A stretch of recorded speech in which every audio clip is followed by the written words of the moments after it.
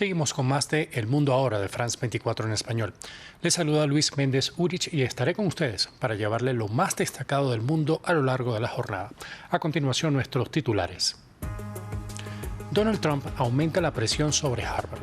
El republicano amenazó con retirar la exención fiscal de la que goza la universidad luego que ésta se negara a aceptar las demandas de la Casa Blanca en su intento por influir en los centros educativos que fueron epicentro de protestas contra la guerra en Gaza. El gobierno francés anunció la expulsión de 12 diplomáticos argelinos y llamó a consultas a su embajador en Argelia. Desde el Eliseo han anunciado la medida como un acto de reciprocidad ante la expulsión de diplomáticos franceses en un nuevo capítulo de la tensión entre ambos países. Tenemos informe desde París. Hamás ha asegurado que responderá en las próximas horas al plan de Israel para alcanzar una nueva tregua de 45 días a cambio de liberar a 10 rehenes vivos. Por otro lado, el grupo islamista advierte que el desarme es una línea roja mientras persista la ocupación israelí.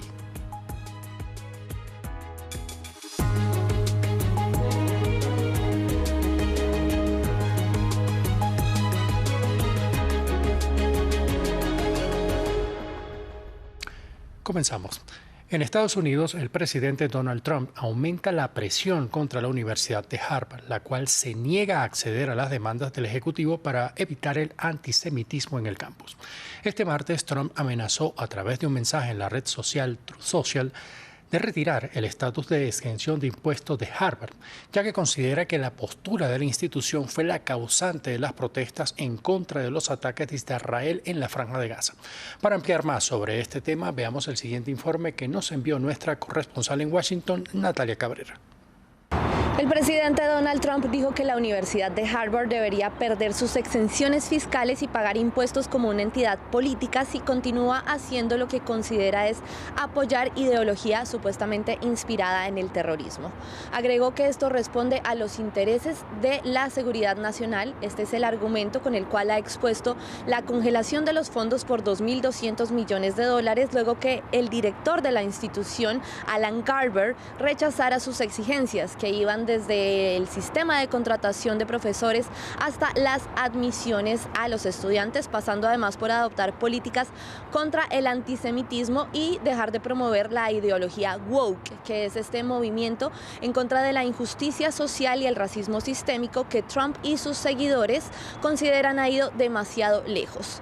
Previamente, el director de la universidad ya había tomado algunas medidas de protección para los estudiantes y profesores judíos, ya que incluso él había sido blanco de ataques por profesar esta religión. Entre esas medidas que había adoptado estaba, por ejemplo, el término antisemitismo, como las críticas a Israel, algo que incluso había sido criticado como una amenaza para la libertad de expresión.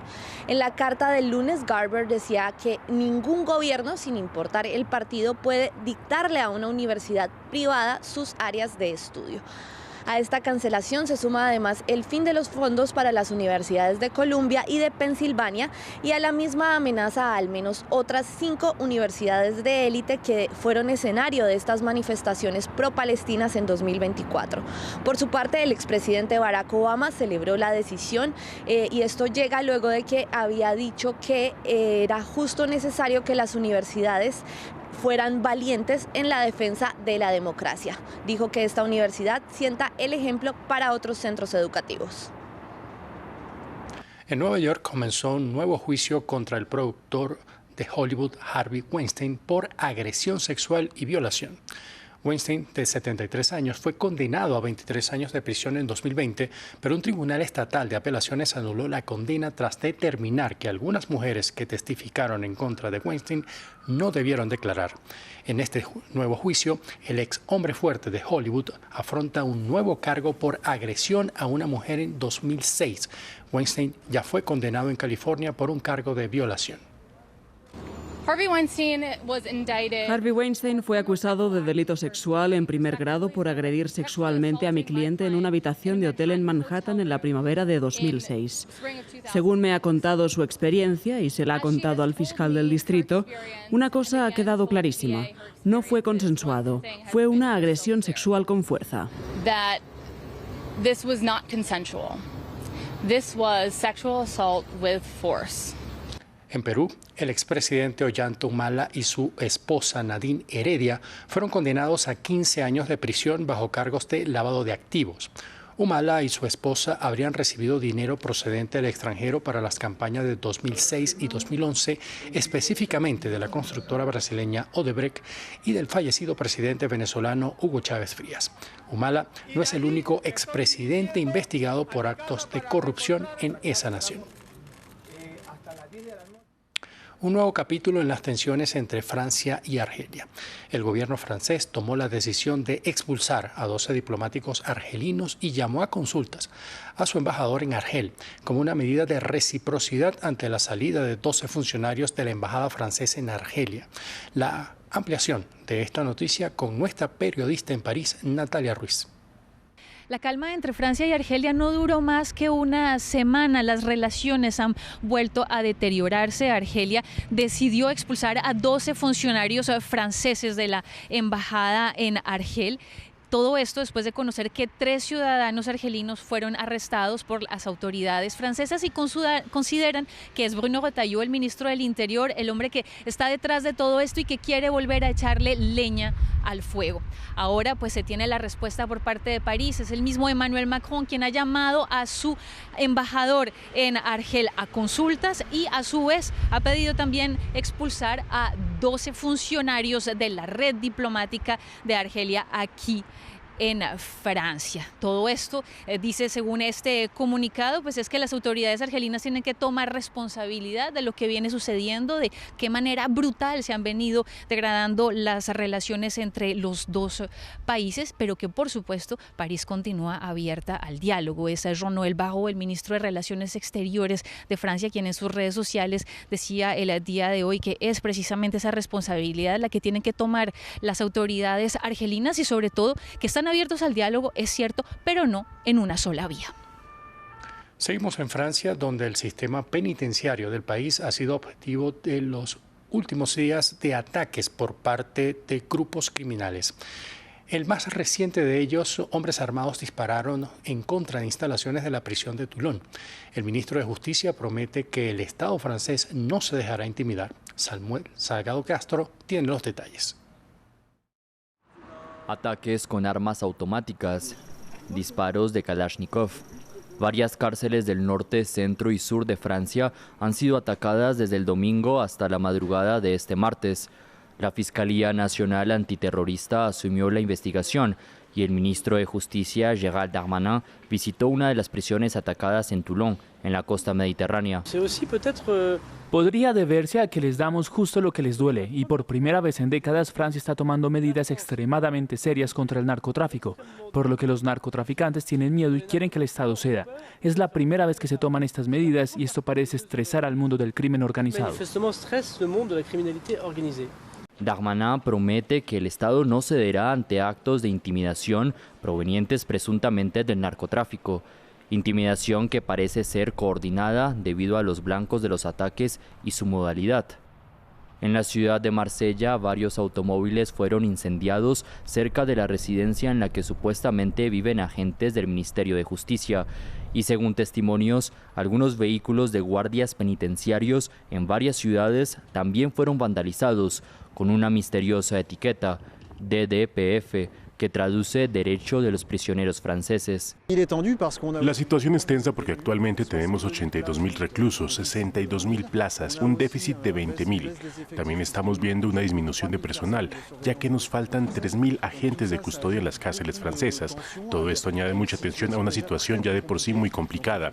Hoy el personal está conmocionado y cansado, y un día u otro la situación finalmente se descontrolará.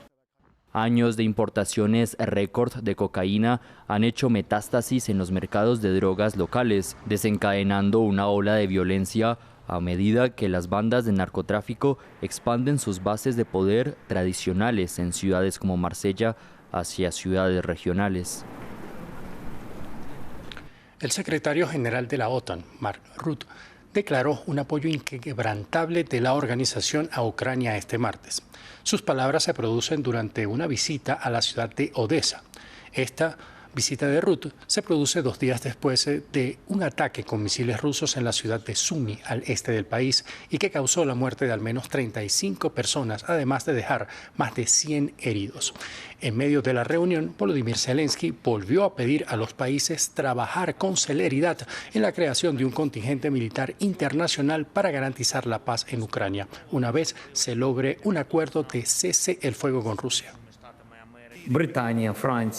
Reino Unido, Francia y otros países de la OTAN ya están preparando activamente las bases para un contingente de seguridad en Ucrania. Es importante que todos seamos lo suficientemente rápidos y eficaces en este proceso, y la misión más eficaz de la OTAN para proporcionar asistencia y entrenamiento en seguridad de Ucrania también debería estar operativa. Su eficacia es fundamental para nosotros y representa la protección de nuestra gente. Vamos a una información relacionada con la guerra en la Franja de Gaza. Y es que se espera que en las próximas horas Hamás dé una respuesta a la más reciente propuesta de Israel para lograr un alto el fuego. El borrador establece una tregua de 45 días a cambio de la liberación de 10 rehenes. Entre tanto, en el terreno, específicamente en Han Yunis, se registran los funerales de las víctimas que dejó un ataque del ejército israelí. Natalia Plazas con los detalles. Un nuevo ataque indiscriminado contra la población civil. Esta familia llora a sus seres queridos horas después de una embestida israelí sobre un campamento de refugiados en el que murieron varias personas, entre ellos algunos niños. Esta mujer perdió a su hijo y a su nieto. Él nació en la guerra y murió en la guerra, 1 año y 4 meses de edad. ¿Cuál es su culpa? Los otros nietos están heridos. Hay un niño y una niña que están heridos, están en el hospital. Por Dios, estaban durmiendo. El niño también perdió un ojo. El ataque se produjo en Khan Yunis,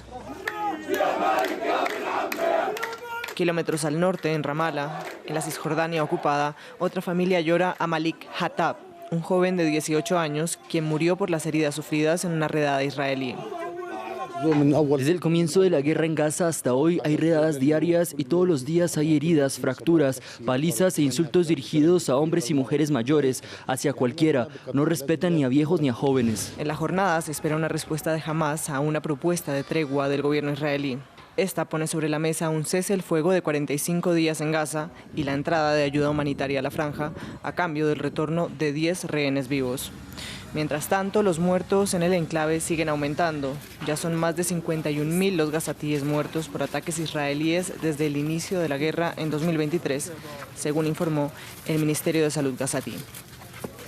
En Pakistán, la Organización Internacional para las Migraciones compartió este martes la cifra de 60.000 afganos que fueron retornados forzosamente entre el 1 y el 13 de abril.